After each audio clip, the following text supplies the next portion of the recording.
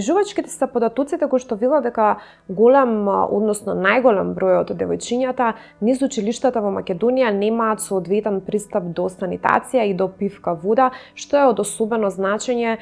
кога е во прашање менструалниот период. Начинот на кој што институциите и субјектите на заштита, особено образовните институции, реагираат на тема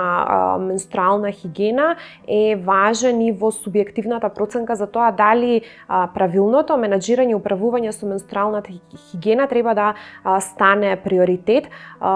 Инаку, правилното менаџирање со менструалната хигиена значи и превенција од подоцнежни болести кои што можат да се појават кај жените и кои што се особено загрозувачки за женското здравје. Колку е важно правилното менаџирање со менструалната хигиена, од кога треба да се почне со подигање на свеста за правилното управување со менструалната хигиена, колку институциите, односно државата може да помогне, односно да ја поддржи оваа тема и што пред се значи менструалната сиромаштија, која ќе се изненадите колку е позната тема за секоја жена која секој месец размислува на кој начин да ги собере и оправда трошоците кои што треба да ги пренамени за менаџирање на менструалната хигиена и колку впрочем жените калкулираат со тоа колку буџет ќе одвојат и колку е тоа воопшто оптоварување за семејниот буџет, кога е период кога треба да се прават набавки на менструални производи или други дополнителни средства за управување со менструалната хигиена. За сите овие аспекти кои што се однесуваат на женското здравје и на инклузијата правилна на жените прво во образовните институции кога станува збор за девојчињата, а потоа и на работните места и во поширокиот контекст говориме во денешната емисија Мој збор, а моја гостинка на оваа тема е Александра Радевска од Новинари за човекови права. Проследете го нашиот разговор во продолжение. Александра, ти благодарам што ја прифати поканата да бидеш гостинка во емисијата Мој збор. Денеска ќе говориме на тема менструална сиромаштија и изминатите неколку години Новинари за човекови права го работа овој проект, меѓутоа и јавно многу често потенцира на тоа дека треба да се преземат конкретни чекори во однос на намалување на менструалната сиромаштија, кој што засега половина од популацијата во светот и во Македонија.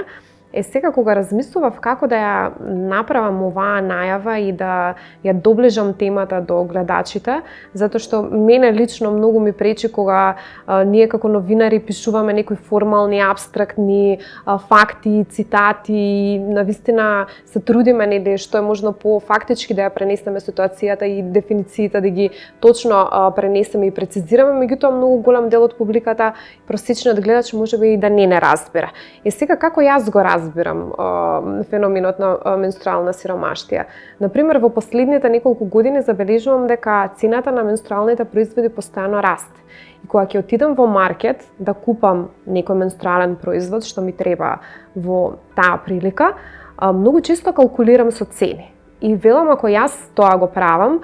што сум вработена, ситуирана, што имам редовни примања, калкулирам со цени и гледам нели да поминам што е можно по-економично. Како тоа се доживува од перспектива на едно девојче, средношколка, студентка, која што зависи од буџетот семен или треба да побара од некој друг пари? Ова што ти го опишав, дали тоа е всушност менструалната сиромаштија или тука има и објективни параметри во смисла економски фактори кои што спречуваат да се нели набават квалитетни менструални производи или се тоа можеби и некои субјективни параметри во смисла дека не го приоритизираме толку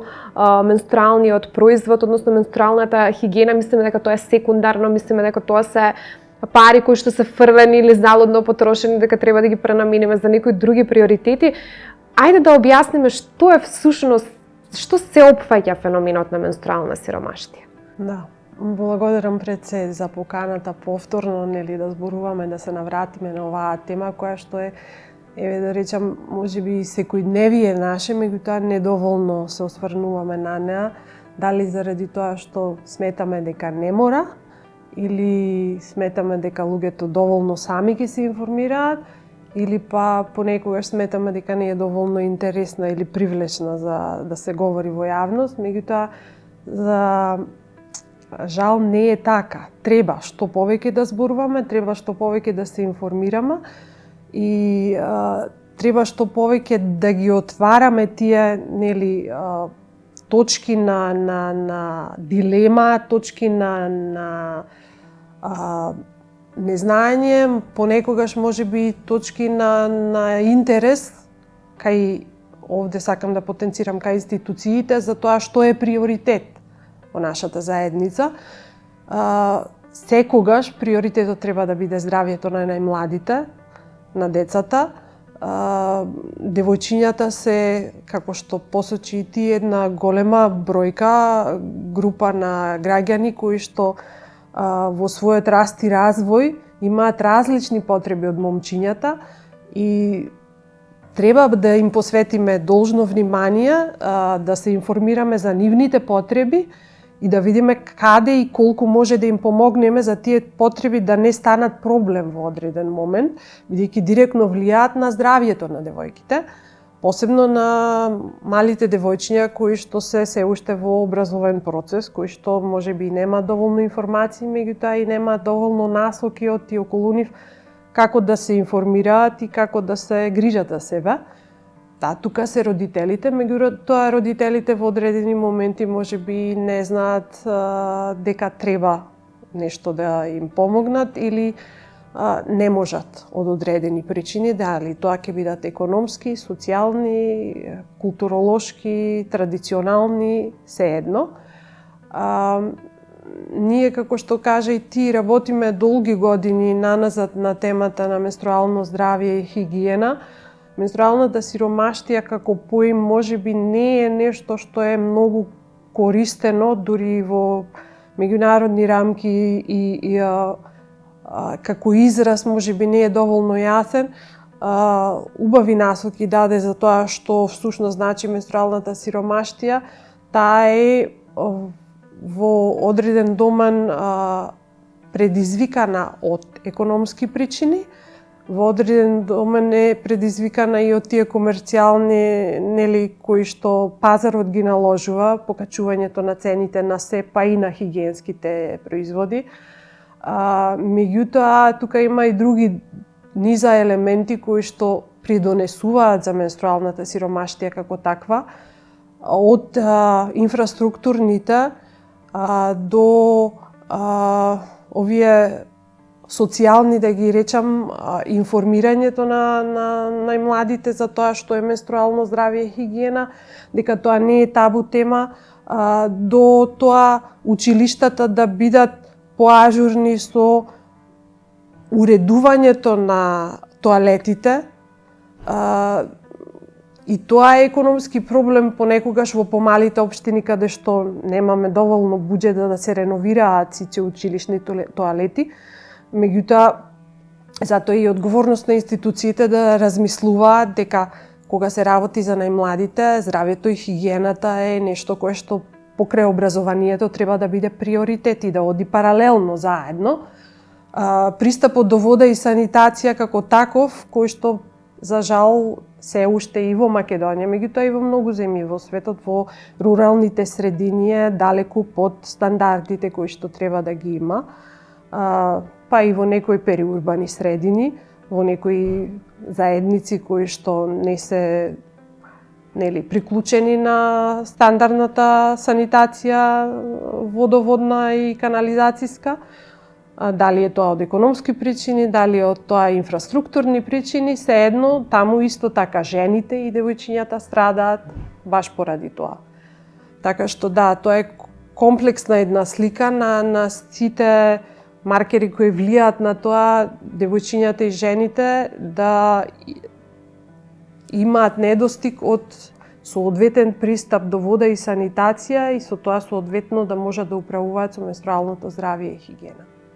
кој е можеби загрозен вид, односно вид кој е најзагрозена категорија на граѓани кога зборуваме за менструална сиромаштија, односно во овој случај граѓанки, бидејќи представува, да кажеме, ексклузивно женска тема. Јас пред неколку недели работев една студија за Ранка Милановиќ и таму луѓето, тоа е една чиста слика на сиромаштие и верувам девојчињата и жените немаат економски можности да си приуштат средства за хигиена во текот на менструалниот период или некој си достоинствен менструален производ. Меѓутоа, кога ќе се навратам, например, кога јас сум била девојче, кај мене проблемот бил од социјален аспект и убаво го објасни ти тоа табу. Мене ми било, например, срам да побарам пари и да кажам дека тие пари ќе ги потрошам на менструални производи. Кои се сите оние фактори кои што ги ставаат жените и девојчињата, можеби се тоа и возрастни фактори, можеби девојчињата кои што се, не знам, во средно училиште на таа возраст се повеќе изложени на ризик за менструална сиромаштија. Кои се, да кажам, најризични категории на кои што треба да се обрне внимание кога зборуваме за менструалната сиромаштија? Да, ризици постојат во секоја заедница, во секоја група на граѓани, ако веќе ги групираме граѓаните дали по економска основа, по место на живење или по убедувања, по културолошка ориентација. Меѓутоа, најранливи пак ќе бидат оние кои што имаат, како што веќе споменавме,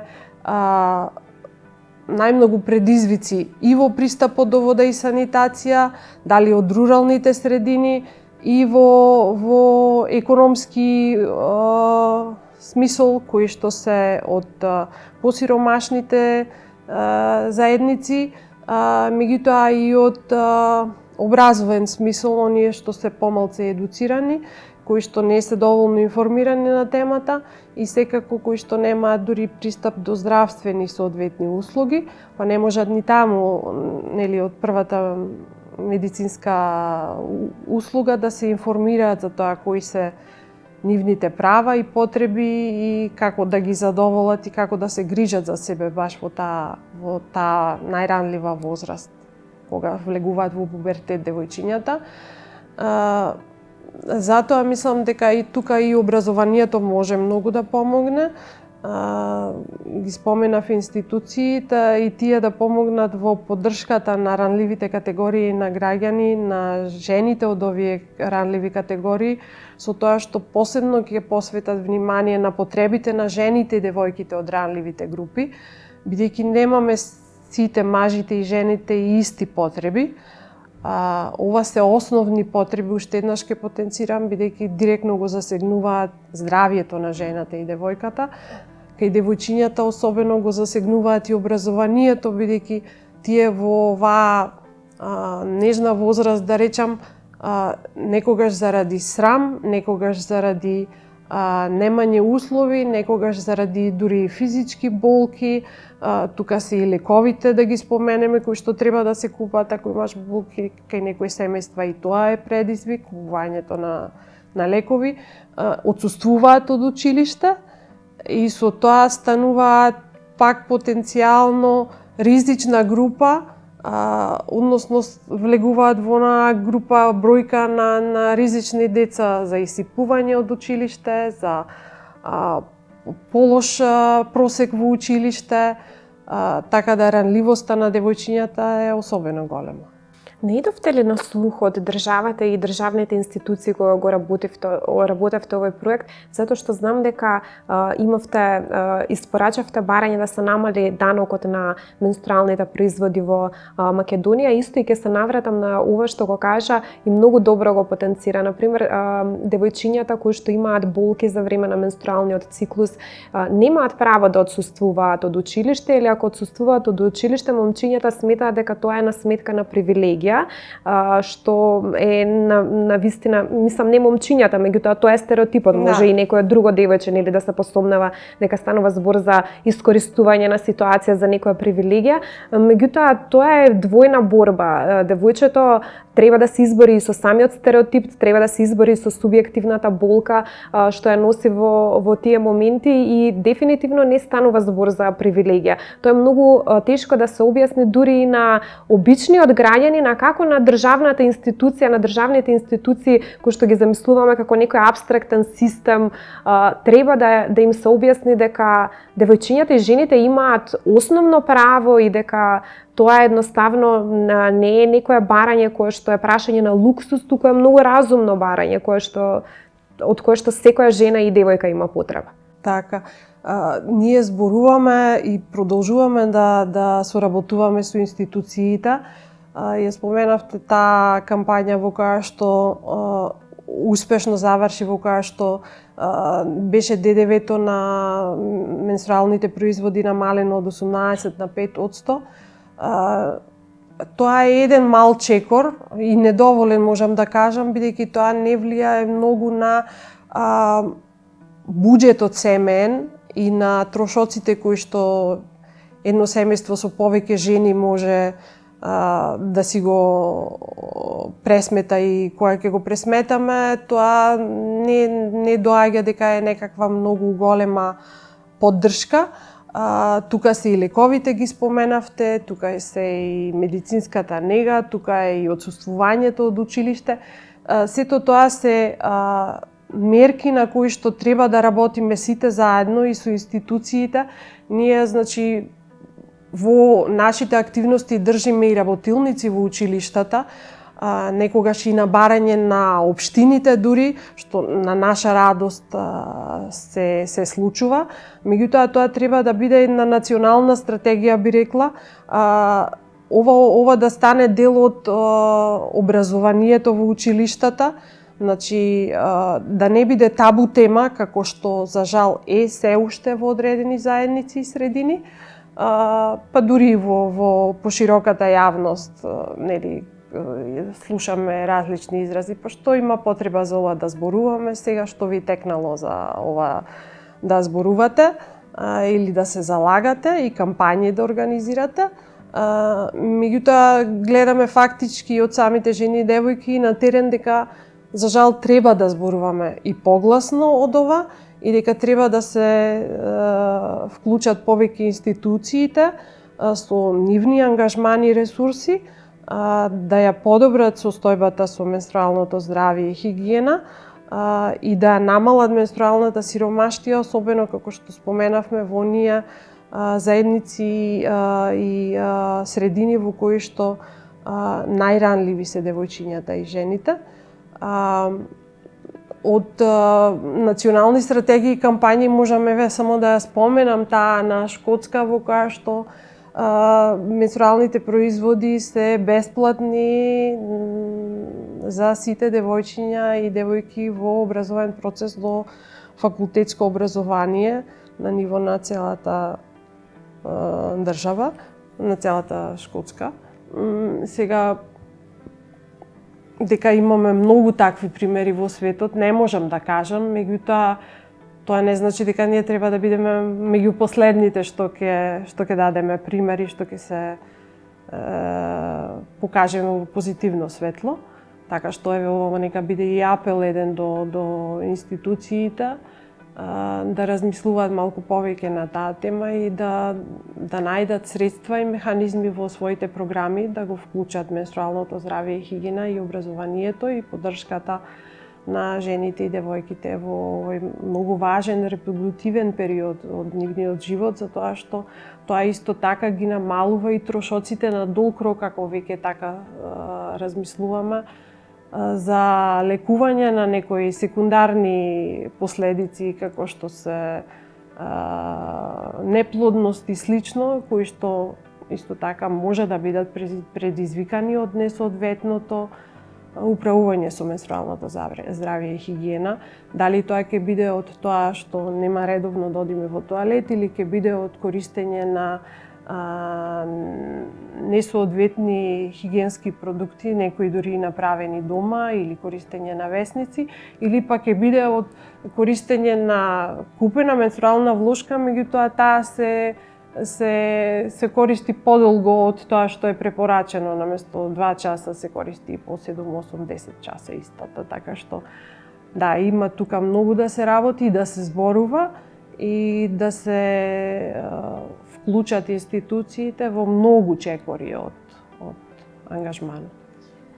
Во интерес на времето, уште едно прашање, кога зборуваше, навистина ми отвори една дилема и почнав и интроспекција, вака внатрешен еден диалог само со себе да си водам. Навистина е така, кога говориш дека многу се присутни стереотипите и табуто на темата на менструалната сиромаштија и воопшто кога се зборува за здравјето на жената, јас, например, кога го правев изборот да ја работам оваа тема, знам дека новинари за човекови права имаат и други проекти, можевме да ги представиме и проектите кои што се за социјална инклузија, и си велам дали навистина е приоритет да се зборува за менструална сиромаштија или треба да се дадат приоритети на друга тема. Меѓутоа, кога ќе се навратам дека јас секој месец навистина ја имам таа дилема кој менструален производ да го одберам и кој ќе биде да речам добар за мојот џеп и нема да го оптерети семејниот буџет наш, јас сум свесна дека јас секој месец го имам тој проблем, меѓутоа самата го ставам на секундарна позиција и самата како жена не го истакнувам, па што можам да очекувам од другите ако, например, јас како жена и како некој кој што реално се соочува со тој предизвик, ајде да не го наречам проблем, не ја актуализирам оваа тема, што останало за другите. Сакам да кажам дека и јас како новинар се фаќам, што не би требало да имам, нели, табу теми, и јас се фаќам себе си дека понекогаш размислувам дали темата е приоритетна или не е приоритетна, меѓутоа ова дефинитивно е приоритетна тема и со ова емисија навистина сакаме да упатиме апел и на пошироката јавност да се актуализираат повеќе овие теми. Меѓутоа, кога спомна апел до институции, мислиме на кои институции, дали решението е тоа на државно ниво, некое министерство да преземе еве конкретно решение, конкретна политика со делење на бесплатни менструални производи, дали се тоа општините, единиците на локалната самоуправа, самите училишта можеби да преземат некои конкретни чекори каде што ќе го реинвестираат својот буџет во намена на хигиенски производи за девојчињата или не знам, поинаков пристап до вода во тоалетите. Како изгледа тоа во конкретен пример, на конкретен пример? Па еве, јас само ќе се надоврзам на оно што ти го спомена, дека ова е дел од социјалната инклузија, ако веќе и на тоа се навратиме и се